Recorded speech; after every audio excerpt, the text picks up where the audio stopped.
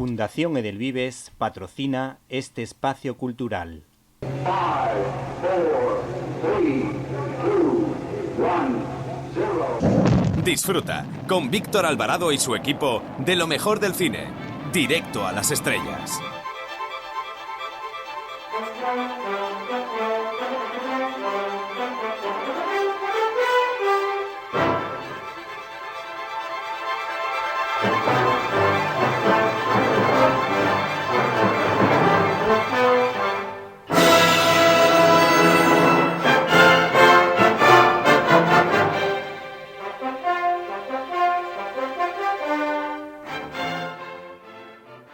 Hola, soy Elvira Mínguez y quiero mandar un saludo y un beso enorme a Directo a las Estrellas.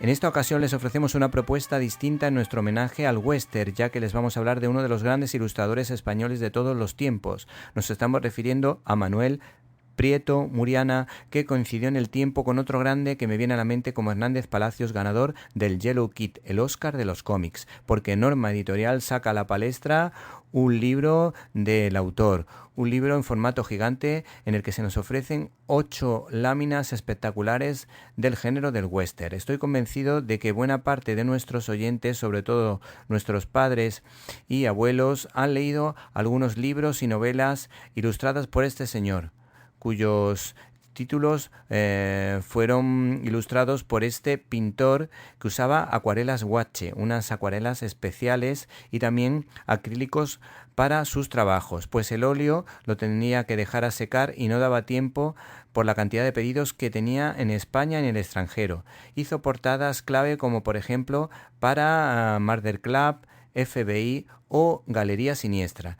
En la entrevista que se nos obsequia, David Moró cuenta que este señor, que fue entrevistado, de hecho lo cuenta él mismo, nació en 1931 y su padre, al escribir en un periódico de izquierdas, fue condenado a 30 años de cárcel y un día, pero en 1946, 7 años más tarde, le dieron la libertad definitiva para acompañar al ingeniero jefe de la infantería de Toledo, donde a su padre le fue bastante bien y consiguió que su hijo pudiese trabajar de auxiliar administrativo. Por tanto, Prieto Muriana tenía el futuro casi garantizado, pero él quería dibujar y el sueño se hizo realidad, ya que encontró un anuncio en el diario ABC donde se decía que la editorial Royan buscaba ilustrador. Su primer encargo como escritor y dibujante fue Solitario Jim, que seguro que le suena a los más viejos del lugar.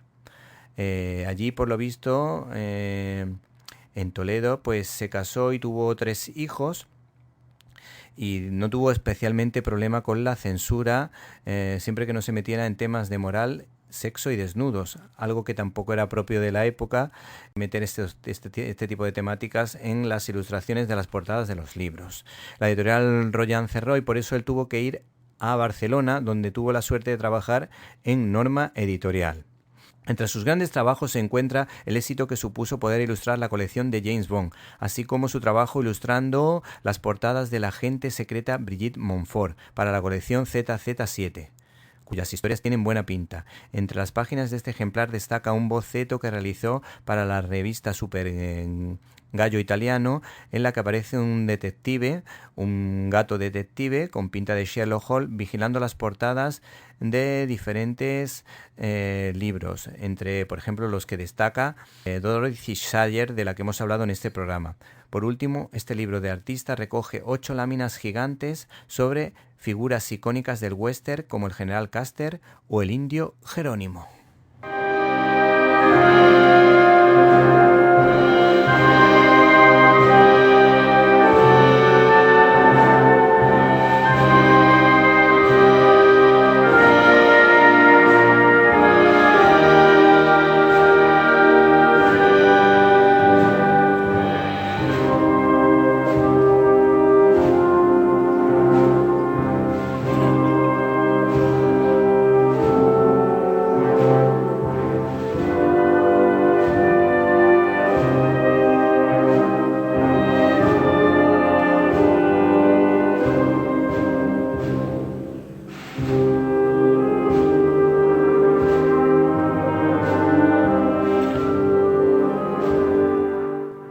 Bienvenidos a una nueva edición de Directo a las Estrellas, tu programa de cine.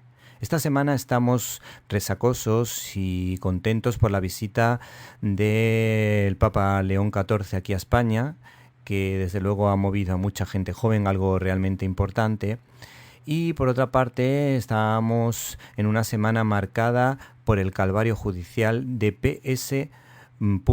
Que todos sabemos quién es, aunque el susodicho no se dé por aludido. Nosotros dejamos a un lado la política para hablarles de los estrenos de esta semana, empezando por Toy Story 5, por Toy Story 5, por Toy Story 5, y no me estoy rayando porque Toy Story va a llevarse la taquilla absoluta con el permiso de Steven Spielberg, que ya está triunfando desde la semana pasada. En críticas en un minuto, por eso hemos preparado un especial sobre este peliculón de Steven Spielberg, El Día de la Revelación, que está realmente bien. Y por supuesto les aconsejamos que no se pierdan nuestras secciones habituales, como la de Irene de Alba en Clasimanía, como la de Antonio Rubio Plo, que nos va a contar una historia muy especial entre Teresa de Lisieux y la cantante Edith Piaf, y por supuesto con nuestro compañero Antonio Peláez con Z, que seguro que nos tiene preparada alguna que otra sorpresa. Comenzamos.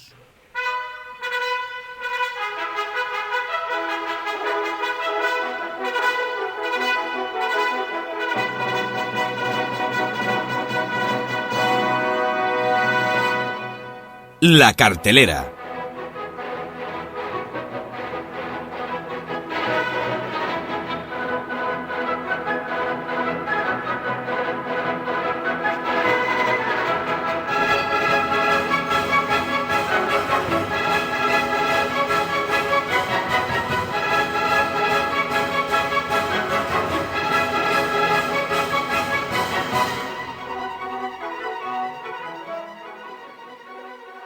Señoras y señores, ladies and gentlemen, saquen el bol de palomitas porque llega nada más y nada menos que Toy Story 5 tras el fracaso ideológico de Toy Story 4, que fue la que empezó a desencantarnos todos del universo Pixar. Pero hay que decir que en esta ocasión Disney ha cambiado de dirección y últimamente está ofreciendo productos distintos como Hopper o en esta ocasión Toy Story 5, que vuelve al origen, que en esta ocasión da una vuelta de tuerca, creando unas historias muy originales en las que los juguetes de toda la vida tendrán que intentar ganar la batalla al mundo digital, a esos videojuegos y a esas tablets que le hacen la competencia cuando se encuentran arrinconados en un cajón.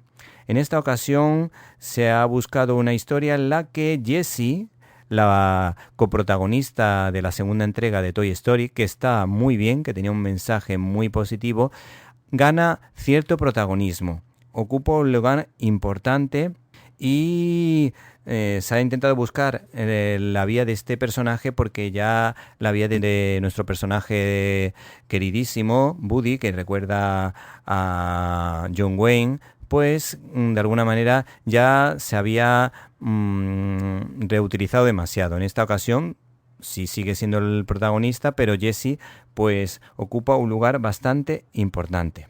Tenemos las declaraciones de uno de sus creadores, Andrew Stanton, que dijo lo siguiente: los ingredientes clave de mi primer borrador eran que todo girara en torno alrededor de Jessie, que tratara la verdad de que los juguetes se usan cada vez menos por culpa de los dispositivos. Era la hora de enseñar al público y al estudio que podemos poner el foco en otro protagonista completamente distinto. Y es que del universo Pixar hemos podido disfrutar de obras maestras maravillosas como Wall-E, Coco, Up, esa historia del abuelito que vuela, como decía mi hijo, el abuelito que vola, como decía mi hijo cuando era pequeño. Son historias que nos han cautivado a todos, como por ejemplo la de Coco y su familia. Bueno, son historias que merecen la pena. Así que en esta ocasión vamos a ofrecerles pues esa historia que lucha contra la obsolescencia programada. Y por último, sus declaraciones son tremendamente jugosas. Nosotros variamos los temas.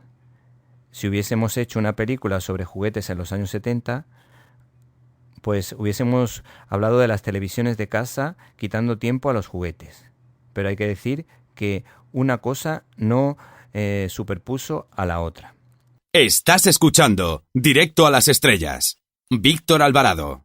Parece que últimamente se están poniendo de moda películas sobre parejas tóxicas. ¿Quién no se acuerda de Dear My Love, protagonizada por Jennifer Lawrence, que era un auténtico tostón? Últimamente hemos visto la película Drama, en la que aparecía Zendaya, y en esta ocasión le toca el turno a nada más y nada menos que a Jessica Chastain, una actriz fabulosa, de las mejores que ha habido nunca en el cine, que ofrece versiones de su persona cada vez distinta dependiendo del personaje que se va encontrando en su trayectoria, y los directores siempre sacan lo mejor de ella porque es una actriz muy buena. En esta ocasión nos ofrece una historia de triángulo amoroso protagonizada por Jessica Chastain, como decíamos, y Isaac Hernández.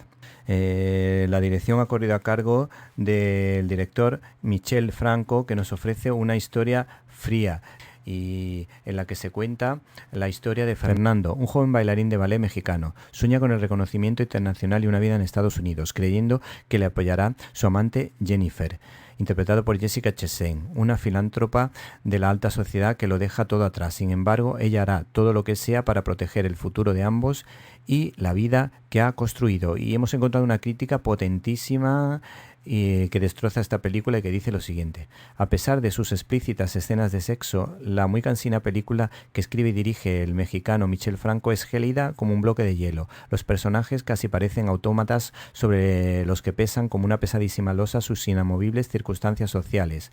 Imposible ascender, muy raro caer en el abismo, cada uno en su sitio. Aquí no se mueve a nadie.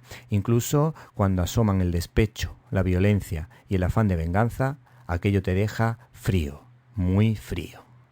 Conclusión: mejor no acercarse a ver esta película. Aún así, informamos de ella por la importancia del personaje de Jessica Chastain. Y por supuesto, no se nos puede olvidar el título de la película: Dreams, sueños.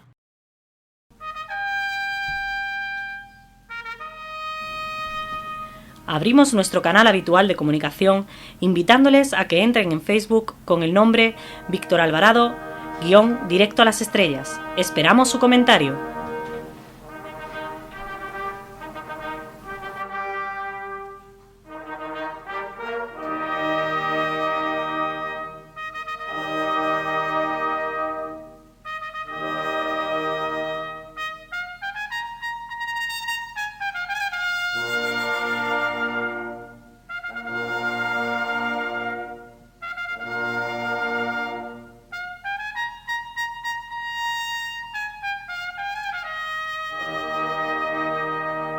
Estás escuchando Directo a las Estrellas. Víctor Alvarado.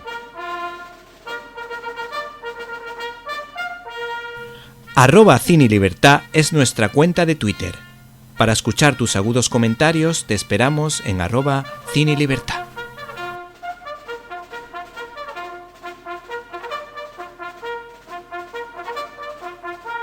Tras el estreno de Toy Story 5 se ve que el género del terror y por otro lado el cine francés son los únicos que pueden hacer sombra a la mítica Toy Story 5, como decíamos. Y es que podemos contar que se estrena Caso 137 de Dominique Mel, una cinta interesantísima protagonizada por Lia Ducrer, que ha ganado varios premios, como el premio César a la actriz por esta producción. También dos de sus películas han sido partícipes del Festival de Cannes, ya que esta película se estrenó en primer lugar en ese lugar de Francia, donde el cine de alguna manera rezuma arte y donde muchos españoles pues han ganado premios, como por ejemplo Berlanga o Almodóvar. ¿Qué más te podemos contar de esta película? Pues te podemos contar un poco las declaraciones de Dominique Mel, que son bastante curiosas para saber un poco de qué va esta historia. En la película, la protagonista, que trabajaba en la Oficina de Asuntos Internos de la Policía, tiene un dilema. Le plantean a su hijo una cuestión clave: ¿la gente se fía de la policía o no?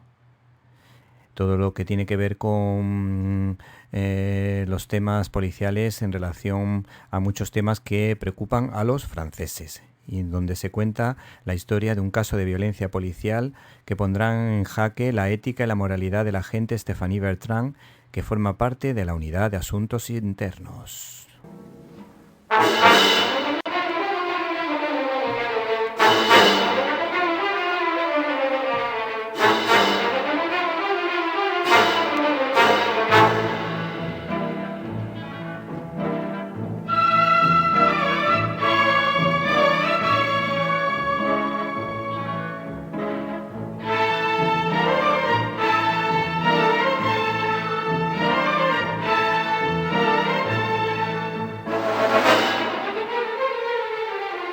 La otra película francesa interesante de esta semana es más bien una comedia que intenta no ser frívola y que se titula El placer es mío, a pesar de la temática que trata, pues habla de la necesidad de la mujer de poder disfrutar, al igual que el hombre, dentro de las relaciones de pareja.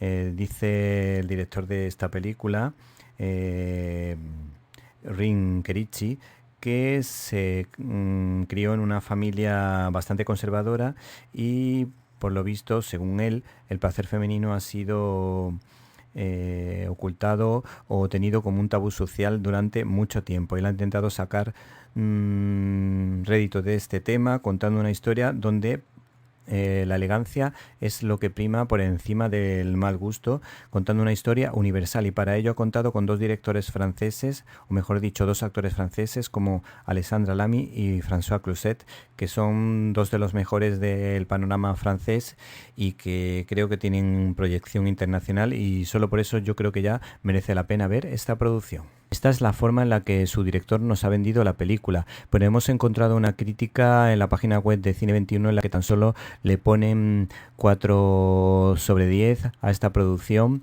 destacando la labor de los actores, pero siendo bastante crítica en cuanto al argumento. Y nos lo dicen del siguiente modo nuestros compañeros de Cine 21. Comedieta coescrita y dirigida por una mujer, Rin Kerichi, que además se reserva el papel de la terapeuta. Se basa levemente en hechos reales, encadena un montón de chistes en torno al placer sexual, alguno gracioso, aunque paradójicamente ocurre cuando se habla de pudor y vergüenza. Hay cuestiones que son propias de la intimidad de la pareja y el exhibicionismo público no es la respuesta adecuada. La omnipresencia de penes y vaginas agota, la verdad sea dicha. Y se nos cuenta la historia de Fanny y Tom, que llevan 20 años felizmente casados. Sin embargo, por si te interesa saber su argumento, un día sale a la luz un secreto revelador. Fanny nunca ha tenido un orgasmo. Tom, ingeniero de profesión, decide ponerse en manos a la obra para crear el invento que revolucione el placer femenino.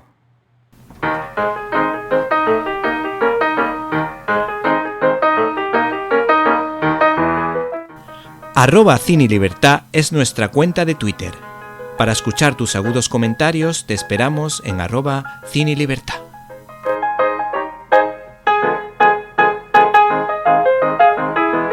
Y si te gustó este comentario, puedes suscribirte en nuestro canal de YouTube Cine y Libertad.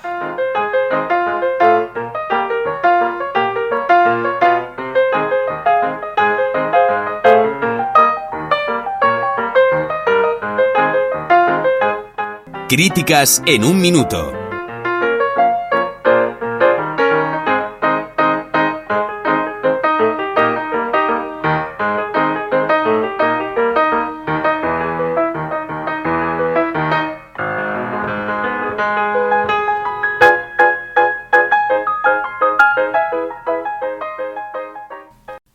Fundación Edelvives patrocina este espacio cultural. Vaya peliculón. Steven Spielberg regresa con una fuerza inusitada, con la misma ilusión de siempre y con la madurez de un cineasta de 80 años que está en plena forma física y creativa, como se puede comprobar en El Día de la Revelación, porque esta historia te atrapa de principio a fin, con una historia original, un guión trabajadísimo, pues uno tiene la impresión de que las frases están muy medidas y con ligeros ecos a las series V y La Dimensión Desconocida y por supuesto a E.T. el extraterrestre y Encuentros en la tercera fase, con la que guarda gran relación. Todo ello respaldado con escenas de acción que son el complemento ideal para un cineasta que domina la cámara como nadie, haciéndola girar sin marear, donde siempre hay que prestar atención al uso de la luz para hablar de una escena importante o relacionada con la trascendencia y la fe, así como la capacidad de asombro de los personajes. No te olvides del regalo ideal para esta primavera. La fe, la ética y los valores de los superhéroes. Un libro perfecto para dar la batalla cultural con una sonrisa. La elección del británico Josh O'Connor y Emily Bloom está muy lograda y aparecen como personas con dones especiales, pues el personaje de Josh O'Connor es dominador del lenguaje universal de las matemáticas, mientras ella, Emily Bloom, tiene un don para conocer el alma de las personas en profundidad, sacando lo mejor del ser humano, conectando cielo y tierra. Entre los secundarios brillan, por ejemplo, Colman Domingo, con esa mirada cautivadora. Y podemos ver cómo le da réplica Colin Firth, que saca su lado más oscuro como nunca lo habíamos visto. Además, esta producción de Steven Spielberg, lógicamente, bebe de las fuentes de los clásicos, pues a él, por ejemplo, le encanta John Ford, Howard Hawks, creo recordar que David Lean y Federico Fellini. Esta producción reflexiona sobre la posibilidad de la existencia de la vida extraterrestre, pero encajándola con la fe cristiana, pues el personaje más luminoso de esta trama lo lleva la actriz Elizabeth Marvel, que nada tiene que ver con los superhéroes, haciendo de la hermana Maura, que es la superiora de un convento de monjas. Esta hermana está enamorada de la ciencia y deja claro que la existencia del fenómeno ovni es perfectamente compatible con la fe. En cuanto al otro personaje secundario importante, también destacaría el interpretado por F. Hewson, como esa escena en la que un amigo le pregunta si había perdido la fe y por eso dejó el noviciado del convento, y ella le da a entender que lo que había comprendido en ese lugar es que no tenía vocación religiosa, pero que en ningún momento había perdido la fe.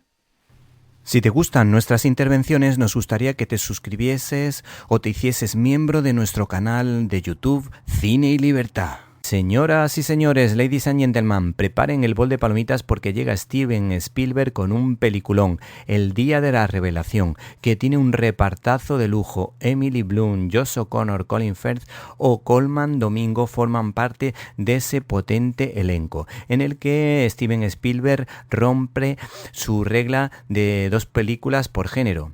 Acuérdense que es una de sus reglas, pero con la ciencia ficción siempre hace excepciones, como ha pasado en muchas ocasiones, ya que es su género favorito, sobre todo el que tiene que ver con los extraterrestres. Su primera película fue Firelight, con tan solo 17 años, pero por supuesto no nos podemos olvidar de peliculones como Encuentros en la tercera fase o Éter extraterrestre, con un claro mensaje cristiano. Por otra parte, Tom Cruise también participó en una de sus producciones, acuérdense de La Guerra de los Mundos, que esta no estaba del todo bien.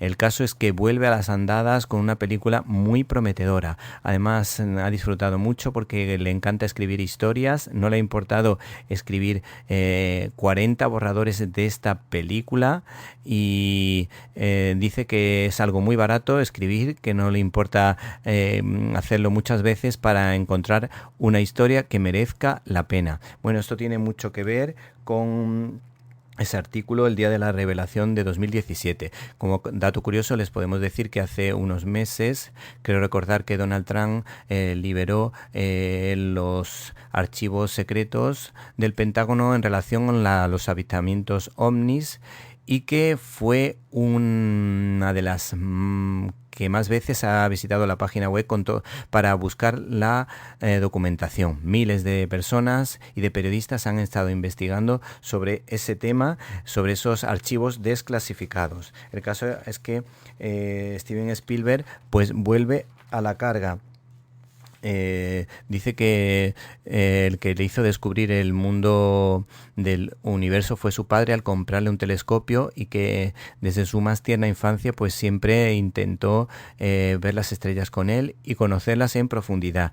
A diferencia de George Lucas, para él lo importante es que estos avistamientos siempre ocurren dentro del planeta Tierra, y para George Lucas, como sabemos, le gusta imaginar cómo serían otros universos que forman parte del gran universo, o sea, como serían otras galaxias y otras constelaciones al ritmo de la velocidad de la luz con su saga de Star Wars. ¿Qué más te podemos contar de esta producción? Pues te podemos decir que de alguna manera tiene la esencia de los grandes directores, pues lo bueno que tiene Steven Spielberg es que siempre se ha fijado en los más grandes de la historia: John Ford, Howard Hawks, David Lean, William Wyler, Truffaut, Kurosawa y Fellini. Este último no es de mis favoritos, pero la verdad es que la elección es bastante potente e interesante.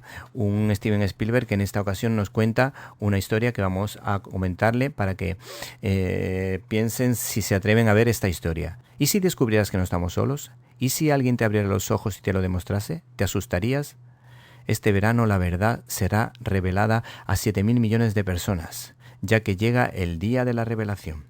Por último, y como dato curioso, de esos que a todos nos gustan, Steven Spielberg siempre ha destacado la cara de asombro de sus personajes.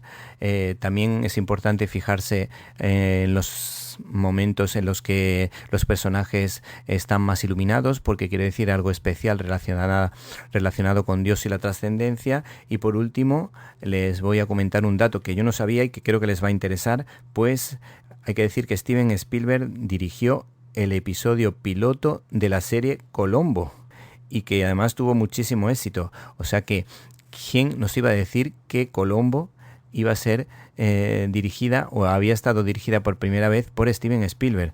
Toda una noticia.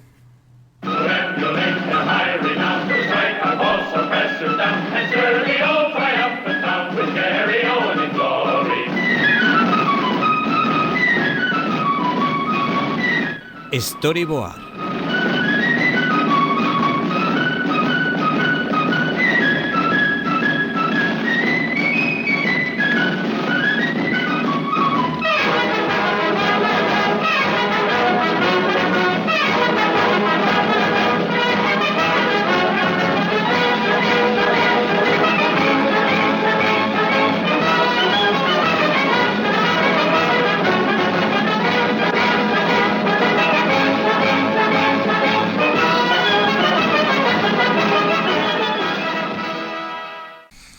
Hola, me llamo Íñigo Montoya. Tú mataste a mi padre. Prepárate a morir. Estás escuchando el Directo a las Estrellas con Víctor Alvarado. No te lo pierdas. No te olvides del regalo ideal para esta primavera: La fe, la ética y los valores de los superhéroes. Un libro perfecto para dar la batalla cultural con una sonrisa.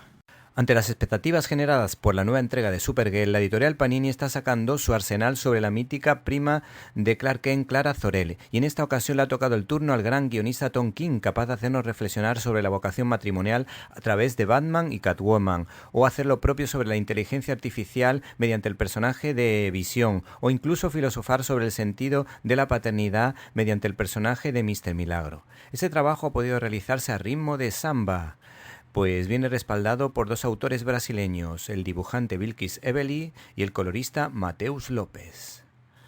Con lo que seguro que habrán podido escuchar la canción de Menos Zamba y Más Traballar. Menos Zamba y Más Traballar. Fundación Edelvives patrocina este espacio cultural.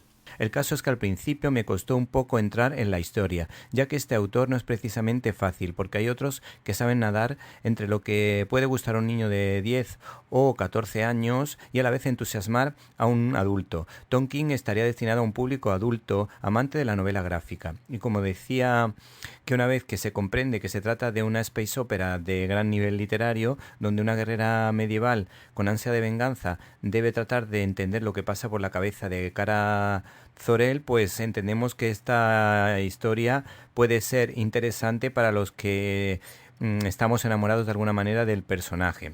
Por lo menos siempre es un personaje que nos cae muy simpático, sobre todo después de haber visto la serie de televisión. El proceso de creación de Vilkis Ebeli ha tenido que ser difícil y laborioso para inventar unos mundos especiales y caracterizar físicamente a unos personajes con cierto aire a fauno en sus rostros, y con guiños al cómic, al manga japonés, Capitán Harlock, con ese barco especial tan atractivo.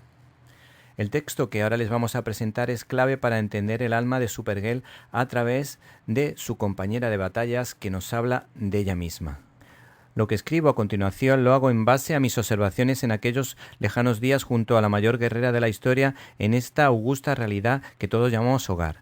No fue un tema que nunca discutiéramos o siquiera abordásemos, sin embargo, creo que es tan cierto como el giro de los mundos. Es importante señalar que mis afirmaciones no se basan en nada de lo que dijera Supergirl.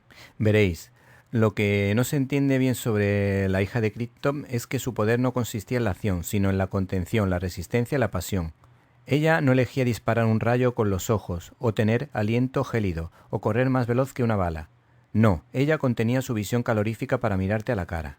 Templaba su aliento para conversar contigo. Creo que este esfuerzo la dañaba, ralentizaba su paso para caminar a tu lado. Cada momento de cada día contenía las fuerzas que se agitaban en su interior. Ella habría dicho que se sentía bien y luego te habría preguntado si necesitabas ayuda. Creo que ella vivía su vida con dolor. Toda la energía de un mundo muerto que forcejeaba contra muchas de sus carreras, exigiendo eternamente ser liberada. La historia está muy trabajada, aunque hay que decirlo, hay momentos demasiado espesos para un cómic. En cuanto a la viñeta más emotiva es aquella que tiene que ver con el envío de Supergirl a la Tierra gracias a la inteligencia y el sacrificio de su padre, cuyas reflexiones son tremendamente esclarecedoras y que pone en alza el valor de la paternidad. Dice el padre: «Yo te salvaré». «No», dijo ella, «con lo que he visto, ¿cómo voy a seguir siendo una niña?».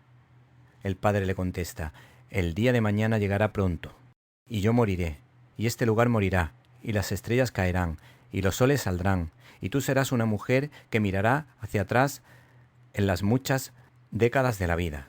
Y tal vez pienses entonces en tu padre, y tal vez recuerdes que ocurra lo que ocurra, pese a todo el dolor que hayas soportado, sigues siendo mi niña». Tampoco nos podemos olvidar del ejemplo que es para Supergirl la figura de Superman cuando resistió, sufriendo muchísimo, su primo en un terrible desierto y tuvo que ser salvado por la Liga de la Justicia, donde nos podemos encontrar batallas contra seres prehistóricos que resultan totalmente hipnóticas. Si te gustan nuestras intervenciones, nos gustaría que te suscribieses o te hicieses miembro de nuestro canal de YouTube Cine y Libertad. Fundación Edelvives patrocina este espacio cultural. No te olvides del regalo ideal para esta primavera: La fe, la ética y los valores de los superhéroes. Un libro perfecto para dar la batalla cultural con una sonrisa.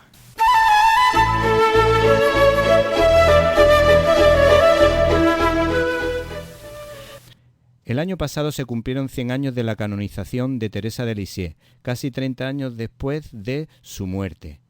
Para hablarnos de todo ello, contamos en nuestros micrófonos con la presencia de Antonio Rubio Plo. Buenas tardes. Buenas tardes, Víctor. Este fue un periodo de devoción muy potente y nos lo explica en un interesante artículo. ¿Qué detalles puedes destacar? Bueno, llama la atención una cosa. Ella muere en 1897 y no han pasado 30 años cuando en 1925 ella es canonizada. ¿Y esto qué significa? Pues significa que durante este periodo anterior se han difundido sus escritos, un manuscrito, la historia de un alma, que escribió a petición de sus superioras y que es un gran libro de literatura espiritual de los mejores de todos los tiempos, de la mística, ¿no? Y este libro cambia las cosas. Este libro se difunde por muchos sitios, por toda Francia, fuera de Francia, y se da la circunstancia de que se convierte, antes de ser canonizada, en una santa muy popular. Hay un testimonio, hay muchos testimonios de los soldados franceses de la Primera Guerra Mundial que se encomiendan a ella, y muchos de ellos sobreviven. Y es un testimonio que, la verdad, impresiona, ¿no? Y todavía no habían pasado ni 20 años de su muerte cuando se produjo la Primera Guerra Mundial. Todos recordamos la canción de Edith Piaf, La vida en rosa, que decía ta tarararara, tarararara, tarararara, y la recordamos por muchísimas películas. Por ejemplo, ahora me viene a la mente Kiss Friend o Friend Kiss, que estaba protagonizada por Meg Ryan, en la que también la escuchábamos. Y por otro lado, llama la atención que la infancia de Edith Piaf fuese desgraciada y llena de penalidades, pero por lo visto encontró con la devoción a Teresa de Lisieux algo muy especial que llenó toda su vida. ¿Cómo fue ese encuentro? Bueno, he pasado una larga estancia en París, donde viven dos de mis hijos, y allí he descubierto una historia que realmente he querido compartir en un artículo.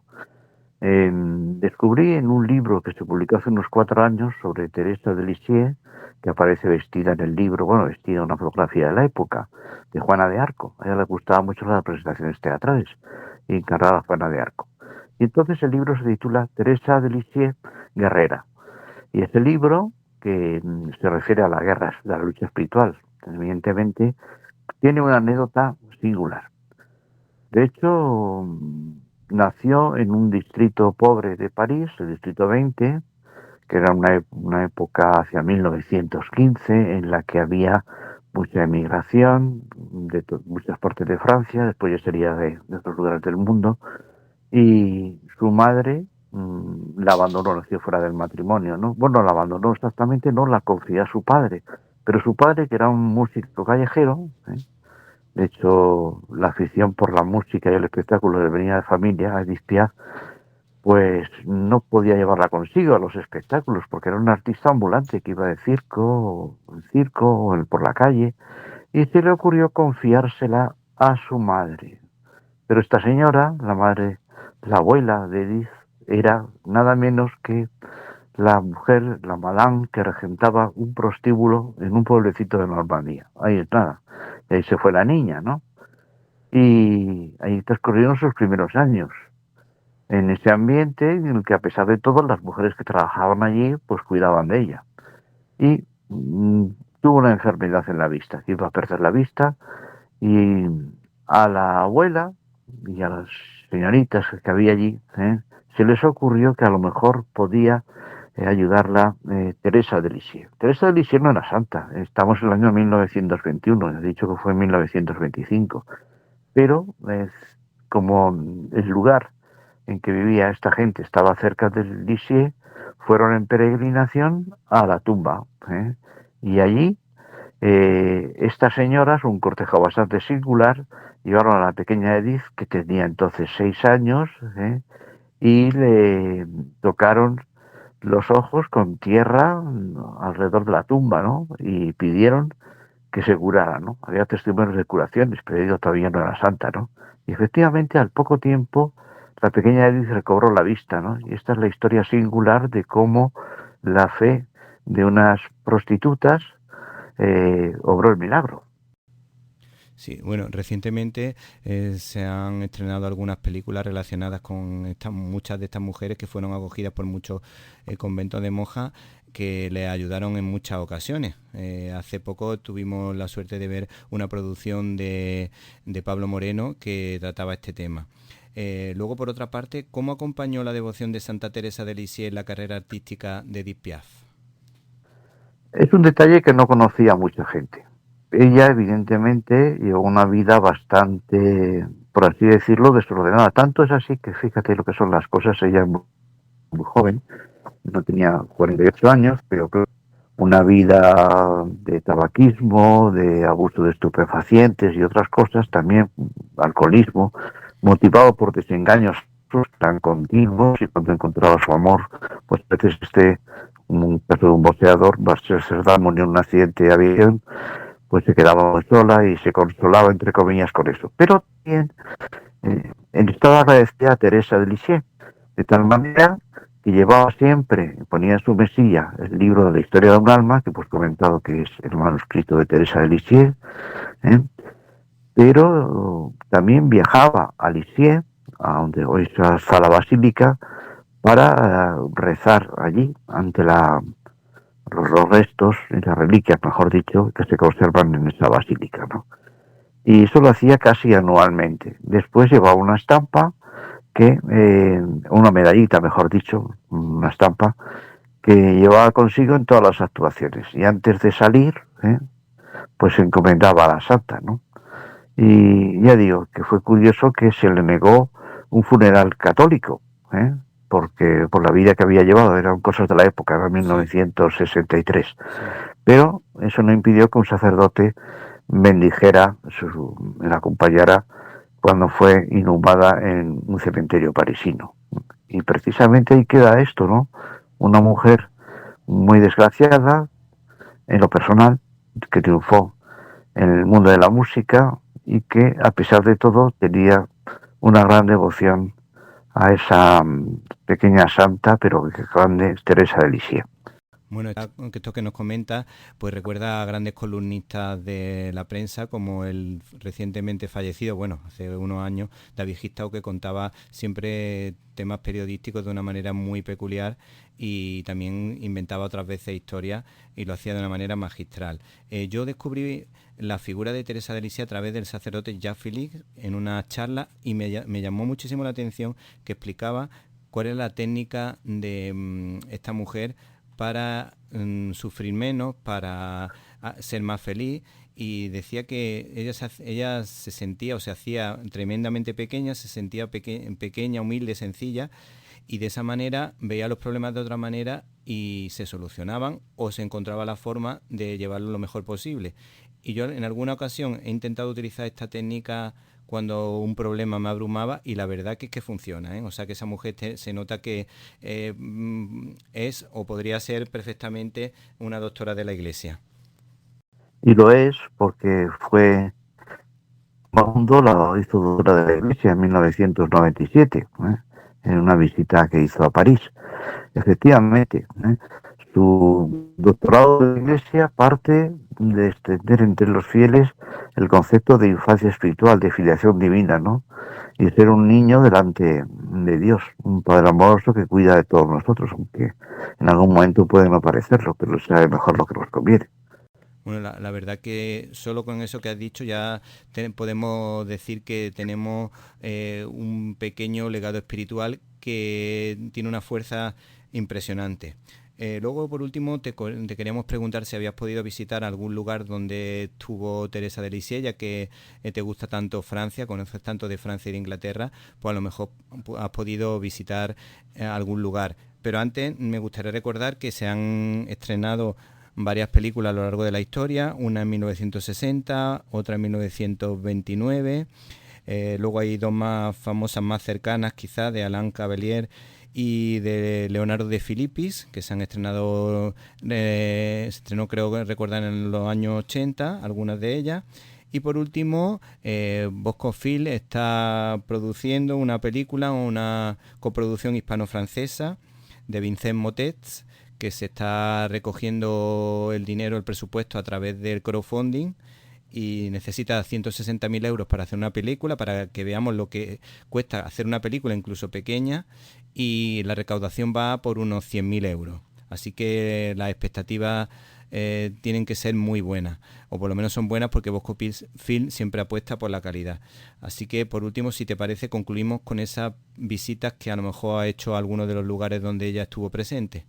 Sí, he tenido ocasión de visitar el santuario, mejor dicho, la basílica, porque es una basílica imponente, que se construyó después de la Segunda Guerra Mundial, ¿no? Y que es muy visitada.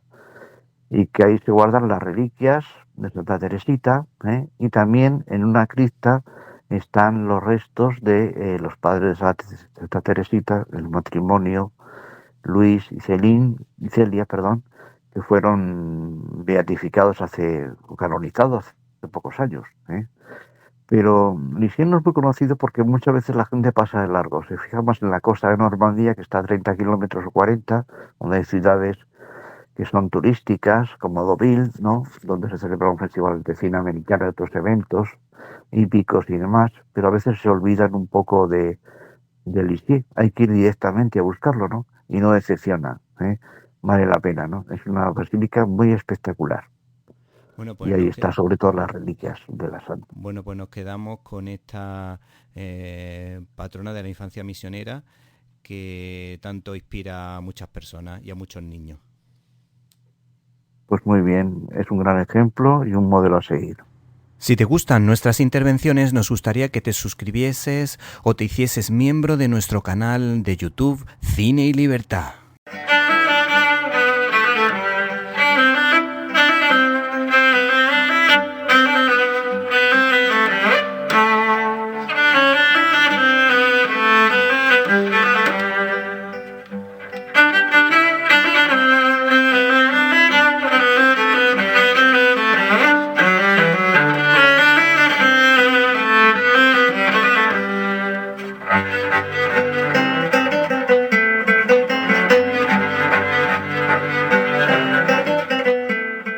Irene, ¿cómo estás? Hola Víctor, yo muy bien, ¿y tú qué tal? Yo estoy bien, pero ¿tú qué haces vestida de militar y con una corneta en la mano? Pues ya ves, pienso estar así vestida de aquí a la eternidad. Efectivamente, es que vamos a hablar de aquí a la eternidad. Esta película habla del ejército y de Fred Zimmermann, que consiguió que nos acordáramos de este largometraje por varias escenas como el combate de boxeo, el solo de corneta y el apasionado beso entre Burt Lancaster y Deborah Kerr. Se trata de un inolvidable retrato de las experiencias de los soldados y oficiales de la base militar de Pearl Harbor, de sus mujeres, de sus anhelos, de sus miedos e ilusiones, mientras permanecían ajenos a los horribles acontecimientos que les esperaban. ¿Quiénes componen el reparto? Pues Burt Lancaster, Montgomery Clift, Deborah Kerr, Donna Reed, Frank Sinatra y Ernest Borgnine. ¿Qué más puedes contar de un trabajo que marcó época? Pues la película está basada en la novela del mismo título de James Jones. Ganó 8 Oscars a la mejor película, director, mejor actor de reparto para Frank Sinatra, mejor actriz de reparto para Donna Reed, al mejor guión, a la mejor fotografía, al mejor montaje y al mejor sonido. Y fue nominada a otros 5, el mejor actor principal para Burt Lancaster, al mejor actor principal para Montgomery Clift, a la mejor actriz principal para Deborah Kerr y a la mejor música y al mejor vestuario. ¿Y la crítica especializada cómo valoró este trabajo? Pues la vida castrense salta de nuevo a escena en este clásico dirigido maravillosamente por Zimmermann y protagonizado por un inconmensurable Burt Lancaster, imprescindible, según el diario El País, por Fernando Morales. ¿Qué te parece si reproducimos un fragmento significativo de la película? De acuerdo, pues vamos allá. No digas nada, aguanta en silencio y procura morderte los puños. Nadie miente sobre la soledad. Irene, necesito que me confirmes un rumor. ¿Es cierto que Frank Sinatra utilizó sus contactos con la mafia para su papel en la película de la que estamos hablando, es decir, de aquí a la eternidad? Pues ese rumor se puso en circulación por una escena de la película El Padrino, en la que un cantante le pide a Vito Corleone para conseguir el papel de su vida. Pero la realidad es otra, aunque habría que decir que Sinatra presionó para interpretar a un personaje, el cineasta Fred Zimmermann confirmó que no había habido amenazas mafiosas. No obstante, lo que sí es cierto es que el actor siempre mantuvo una estrecha relación con varios miembros de la Cosa Nostra. Por otra parte, Irene, ¿puedes contarme algo más que creo que esto puede interesar a nuestros oyentes? El problema que tuvo el productor es que su mujer asistió a unas pruebas en las que se dirimía si el candidato para el personaje sería Eli Wallach o Frank Sinatra, y ella dejó clara su opinión, que fue la siguiente: Sinatra es el más indicado porque además de italiano era delgado y patético como Mayo, y también dijo que era mejor actor que Eli Wallach. Y es que, como dice mi padre, si una mujer te dice que te tires por un puente, pídele a Dios que el puente sea bajo. Pues nada, hasta la semana que viene. Hasta la semana que viene. No te olvides del regalo ideal para esta primavera: La fe, la ética y los valores de los superhéroes. Un libro perfecto para dar la batalla cultural con una sonrisa. Fundación Edelvives patrocina este espacio cultural. Ahora, si les parece, conectamos con el planeta Radiocine para ver qué nos tiene preparado nuestro compañero, nuestra antena de plata, nuestro gran sabio del cine. Hola Antonio Peláez con Z, ¿estás por ahí? ¡Qué fuerte me parece!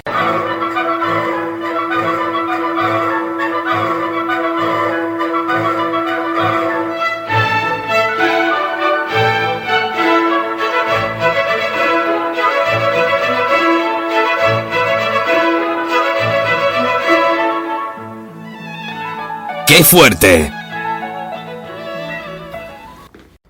Queridos amigos de Directo a las Estrellas, queridísimo Víctor Alvarado, más Víctor Alvarado que nunca, seguimos en el planeta de Radiocine, por supuesto, en Canadá, desde donde os habla Antonio Peláez de Barceló, aquí a las orillas del lago Ontario, en Toronto, sí, y al lado, además de donde se está jugando el Mundial. Ni os cuento el follón que se está montando aquí de gente. ¿Y cómo financian el Mundial?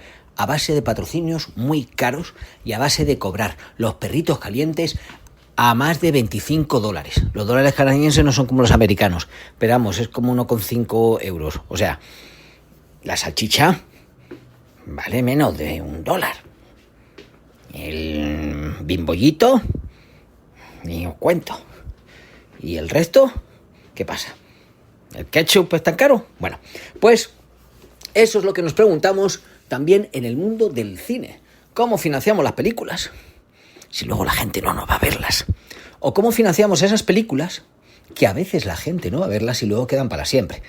¿Vale? Muchos habréis oído hablar de La princesa prometida. Fracaso en taquilla. Tantas películas que ha habido de culto. Uy, Antonio, ¿cómo estamos? Esto es la traducción. Somewhere over the rainbow. Vale, pues si llega a ser por la taquilla que hubo, nadie canta hoy en día Somewhere over the rainbow. Esto fue a posteriori. Bien, eso ocurre en muchos casos, ¿vale? Con las películas americanas que luego la vuelven a poner porque te las venden en paquetes a las televisiones. Habitualmente cuando hay una película interesante que tú quieres ahí poner un avatar, pues te meten otras. Y de repente en esas otras hay algo bueno. Pero ¿cómo hacemos con el cine europeo? Pues bueno, el cine europeo ha tenido una serie de apoyos que en parte se encuentran entre Creative Europe, Media, el programa Media de Europa Creativa. 2.400 millones de euros tiene para el 2021-2027. Es un programa que se va adaptando un poco según pues cómo van cambiando las cosas.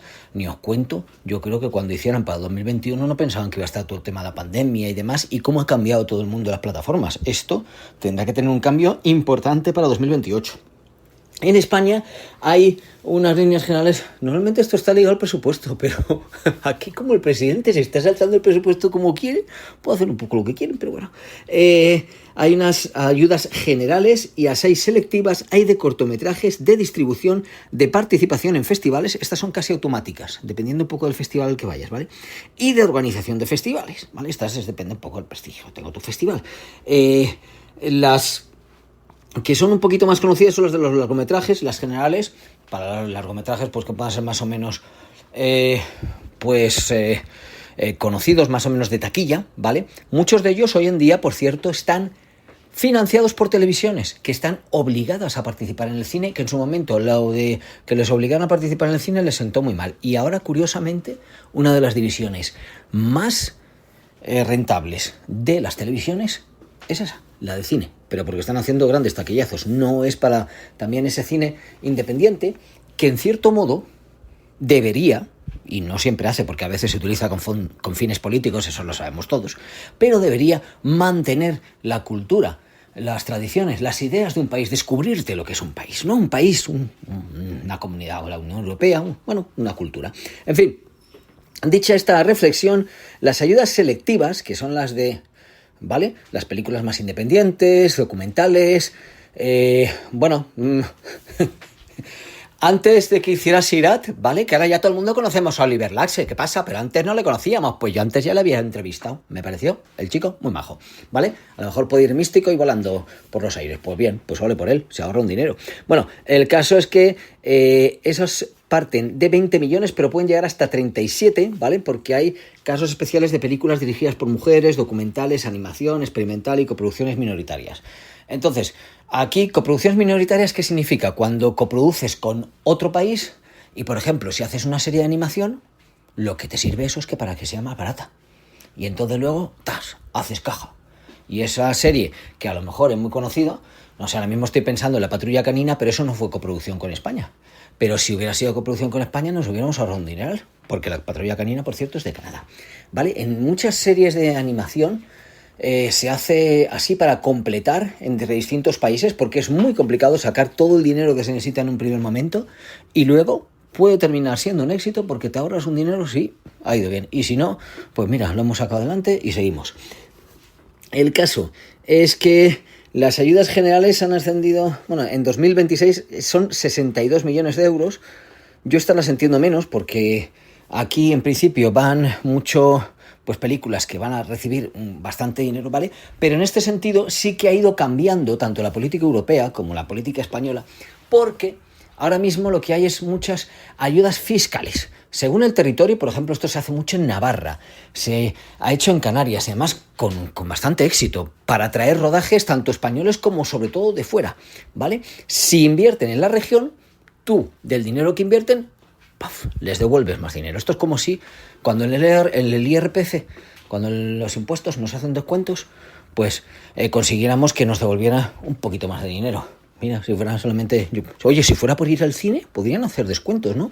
Usted, denos entradas de que ha ido al cine, denos comprobantes. Venga, esto es una idea para el Ministerio de Hacienda. A ver si nos dejamos de corrupciones y hacemos cosas que incentiven un poco el cine. Bueno, pues esa política de atracción de rodajes se ha ido incentivos fiscales, incentivos. Esto que se inventó Pedro Sánchez Spain Audiovisual Hub, pero que está atrayendo también cine y demás. Se está hablando sobre todo en países hispanoamericanos de que en España, bueno, pues hay una política de hacer cine y que merece la pena ir a rodar, porque además hay muchos diferentes escenarios dentro de un mismo país. Y además parte de eso lo conseguimos desde luego con los rodajes de Juego de Tronos. A partir de ahí, ¿qué es lo que sucede? Que juegan también un importante papel los festivales, no solo como ese lugar donde se gana el prestigio de determinadas películas, ¿vale? Esas películas que no son... Hijos míos, es que hoy en día parece que todo es de superhéroes, Victoria. O sea, que a ti lo de los superhéroes te gusta, pero yo quiero héroes más de andar por casa, ¿vale? Pues el caso es que no solo por ese prestigio que ganan las películas, las que veíamos de toda la vida, sino también porque los propios festivales están financiando las películas. Entonces, aquí nos cabe preguntar también si están financiando el tipo de cine que a ellos les gusta, ¿no? Porque en algunos casos es un poco así, la pescadilla que se muerde la cola. Y en los festivales también es donde se reúnen esos productores y en los distribuidores para llegar a acuerdos y ver, oye, ¿qué película vamos a hacer? Yo estoy montando esta película, lo que os decía, por ejemplo, las coproducciones minoritarias. Pues me puede interesar participar, pues yo necesito a alguien que me ayude. Ir haciendo un poco, más o menos, todas esas cuestiones que se llama el networking y que al fin y al cabo es trabajar con otras personas, pero que se necesita trabajar en persona, en los sitios. O sea, así como se van produciendo las películas. A partir de ahí, teniendo este cambio y además el éxito que en todos sitios, incluyendo, ojo, Estados Unidos, que ahí hay muchas deducciones fiscales para que se ruede, que luego decimos que no hay evidencias en Estados Unidos, pero incluyendo allí, y aquí en Canadá, ni os cuento, hasta el gobierno más de derechas que hay, que es el de Alberta, ¿vale? Ese ha incluido muchas más ayudas en sus últimos programas para que los rodajes vayan a sus territorios, porque al fin y al cabo crean riqueza, dan una gran imagen al terreno, al lugar donde se rueda. Canarias es una maravilla, pero lo sabemos mucho en España. Ahora se sabe cada vez más gracias a estas ayudas en los rodajes. Y, sobre todo, como decía y como hemos ido hilando a lo largo de este comentario de hoy, además del dinero, es también importante mantener la cultura, nuestra identidad.